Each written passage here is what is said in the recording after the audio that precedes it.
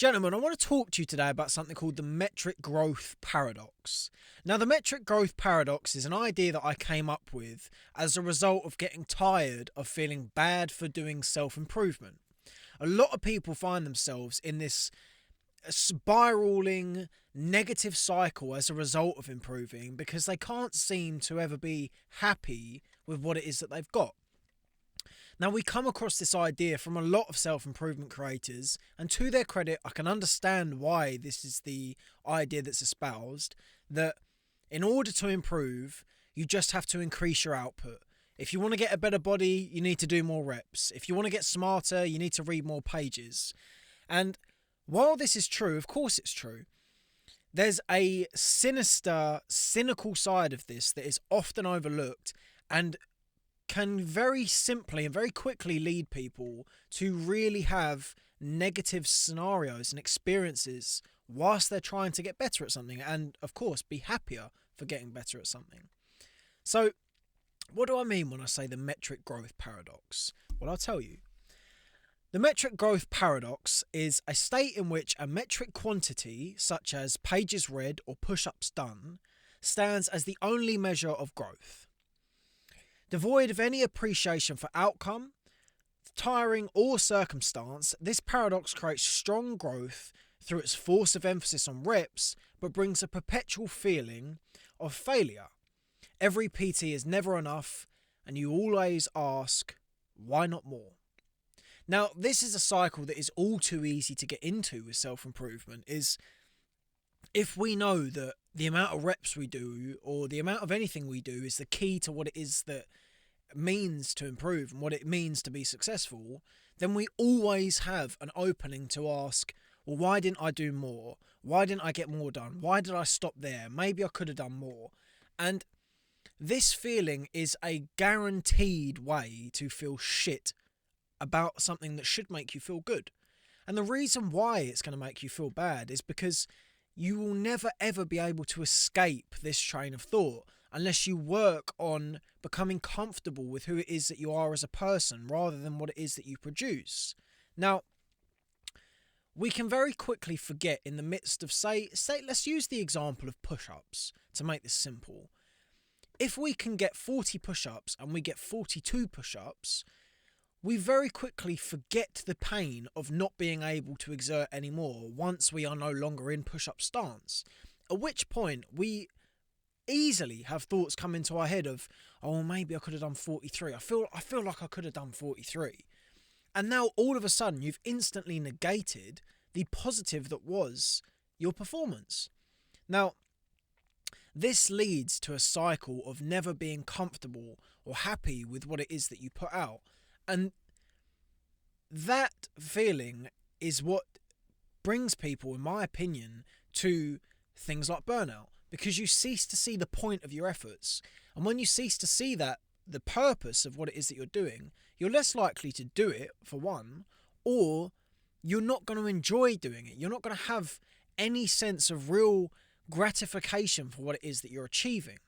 And this was something I struggled with for a very long time and still struggle with now in every aspect, is that I value myself, and a lot of people I know do this, on how much I've done. I don't value myself on whether I'm a good person or whether I've done kind things or whether, anything that's a real quantifiable, deserved valuation of your character. I don't value myself on that. Or if I do, I value it as a metric. I won't look and go, I did that one kind thing. I've done something kind for someone today. I will look at it and go, well, you had another opportunity to be kind and you didn't do it. So why haven't you done two kind things today? Now, the reason that I touched on in the piece of work that I'm referencing is, yes, it is good to have this mindset in terms of output because it will drive you to do more as a result of this hounding, chasing feeling of, fuck man, I need to do everything good, or I need to squeeze out all the reps possible. As a result of that, yeah, you're going to get some pretty good results because you're doing a lot of work, you're increasing your output. And of course, we can't get away from the fact that increasing output is how you improve, but it's not how you're happy with your improvements. there comes a point with improving that you really need to learn to be happy with yourself. And the key switch that I found with this was to start looking at scenarios in terms of the entire condition. So something I touched on there, as I say, is you will not look at yourself and go, oh, I only did 35 push-ups because actually I feel really unwell today, or I'm really tired from yesterday, or whatever it is. We don't look at these sort of circumstances or these caveats, and as a result of that, we put the emphasis on the number. And the switch that I found really helpful with this was to look at things rather than of the number, of the reason as to why I'm doing something, or the reasons as to why I shouldn't have done something is equally helpful.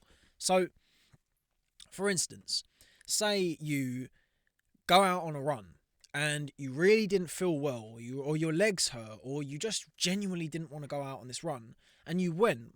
The story that you should tell yourself, rather than, oh, I did 5k, why not 6, is, wow, well done for, despite not wanting to do something, despite being ill, despite being, sad, whatever it is, despite this, I still did it. And what does that say about my character? And what this starts to build as having this train of thought and speaking to yourself in this way, I think is incredibly valuable, is you start to consider yourself a man of purpose and someone who is doing things for the right purpose. You're now devoid of looking at how much did I do over why you did it. Now, at this point, the switch can be flipped in a very positive direction because it opens up an avenue for real growth. Because you can now look and speak to yourself and say you are genuinely too sick to go on the run, and it's just not wise for you to do the run. You can now look and you can speak to yourself and go, well, I know my limits as a person. I know that I need to take care of myself, but I've still got to do something. Maybe I still want to get some work in, even if I'm not feeling so well. Let me go read a book, because that's the sort of person I am. I'm the sort of person that if I can't do one thing, I'll do something else. And that in itself, you can take that however many variations is required. You could be incredibly unwell and you really don't want to do anything, and you manage to get 10 minutes of a podcast listened to in a day, and you can still say to yourself, with that level, you can go, against all odds, despite feeling as unwell as I did, I tried to get some sort of information into my brain on the worst day. And I think when you start telling yourself a very different story about what it is that you're doing, you start to lose this perpetual feeling of being out of control and being controlled by something else that can come with self-improvement. Because you can get this sort of OCD style grasp and desire to control on self-improvement, where you'll look at the amount of reps that you've done, or at the amount of things that you did, or what you chose not to do. You look at all these things as a measure of yourself, and when they invariably go wrong, such is life, you take that personally. So you try desperately to control these things. If, for instance, you go out with your friends for the night and one of your intentions for the evening was to do your journal, say you go out and you get stuck at your friend's house and you can't get home to your journal, you will now feel awful about the fact that you haven't done your journal. You will not be looking at this and going, oh, it doesn't matter, I can do my journal in the morning. You become so attached to these arbitrary measurements of growth to the point where they control you as opposed to you controlling them, and you don't actually get the value out of them because you're too focused on the outcome rather than the reason for doing so. I would also hasten to add that when we get into these worried states of, oh my god, I haven't done my arbitrary amount of Andrew Huberman growth today, no shit on Andrew Huberman, that you actually forget you could probably just do it some other way. There's probably another way that you could combat this issue, even if combating it is, I have to do it tomorrow. There's always another way, and that's the thing that you need to become comfortable with self-improvement, is becoming diverse and interchangeable and able to adapt. And I think when we get into this metric focus, we can't do that because it has to be done now to this standard or else. It can't be I'm going to really struggle to do this for whatever reason today. I can't, there's no real way for me to do this. Let me find a, uh, a way that I can do it tomorrow, or let me find something else positive that I can do. Maybe I don't have my book, so I can't read, but I have my phone, so I can listen to a podcast. These sort of thoughts become, your brain's not thinking about them because it's too worried. Your brain is worrying, and as a result, it's not producing the appropriate thoughts. Now, the OCD sort of feeling that I'm touching on is also something that is very prevalent for me. Is I begin to measure myself on how much I've done, so much so that I will control as much as I can so that I have a good value of myself. And this is terrible because, as I say, you're never going to be able to control it. There's always going to be a reason. Injury is a fantastic one for this. I have had so many times where my weekly plan has involved going to a martial arts class, going to jiu-jitsu, Muay Thai, go running, go to the gym, whatever, something physical, and I get an injury at the start of the week, and it's just not going to be possible for me to do these things, and it wouldn't be wise for me to do these things either. And then I feel shit because I think, oh, you didn't do it, and your brain becomes so blind to the facts, and it just looks at the numbers. And this is the problem, is it becomes blind to the facts, which is why I think it's genuinely important to switch the focus onto why you're doing something as opposed to an amount of something or a number in some aspect. If you can switch to looking at something of, I am the sort of person that despite injury decides, well, maybe I can't run, but I can read. If you're that sort of person, that's where that real strong belief and strong desire in yourself comes from, is because you start to look at yourself and really see a trailblazing individual who will do things that are positive for them and can adapt. And being adaptable is one of the greatest traits that you can assume when in life, not just in improvement. I'd say self-improvement as a kind of topic is something that I'm somewhat uncomfortable with, ironically, because I think self-improvement is life. You should be, it's not its own separate thing, it's just a way of life. So maybe I'll call it a way of life from now on, but then people won't know who the fuck I'm talking about, so I'll shut up now. But yeah, man, I was thinking about this a lot recently because I found over Christmas I haven't been able to do as much because, of course, it's Christmas, you don't do as much. But even the stuff I have done, I haven't felt as good about because I go, oh, you haven't done that, you haven't done this, you haven't done that. And that as well is important, is it can really hamper your quality of life because you're not looking and going, oh, I'm having a really nice time doing something. You're clock watching or you're half-eyed on your phone, or you're thinking, will I get back to be able to do my arbitrary amount of growth? Or can I just spend my time here enjoying someone's company? This is a perpetual issue and a prevalent issue at that with self-improvement, is we can become so enthralled and engrossed in improving that we forget what it means to actually be a person and actually live. We become so controlled by, I must finish X, Y, and Z, that we no longer think, well, I also must be happy doing what it is that I'm doing. I must be enjoying the company of my friends and my family. I must be really paying attention to the important parts of my life. And that's a real shame, because the whole point of improvement, in my opinion, is to become as good of a person as you can so that you're happy and so that you don't feel like you have to do a certain amount of something to become a good person. Or you don't feel like you can't show up for your family because you didn't have your fucking cold shower in the morning. It's not about that. If you can be derailed by one thing, then you haven't got a strong base. And that's the facts. It's such a difficult journey, self-improvement, for the one reason that everything you say has some sort of caveat or paradox or opposing side that must be considered. I speak of this about, you don't want to get attached to the amount of growth that you do because it can make you seriously unhappy and never satisfied with what it is that you do. But then equally well, in order to be happy and to live a good life and to enjoy this world for what it really can provide you with, you need to put some work in. Because if you don't put any work in, you're not going to really derive what it means to be a person of value, because you're not a person of value. You don't provide anything. And this is the thing where the lines get somewhat blurred, is you are a person of value for who it is that you are to this world.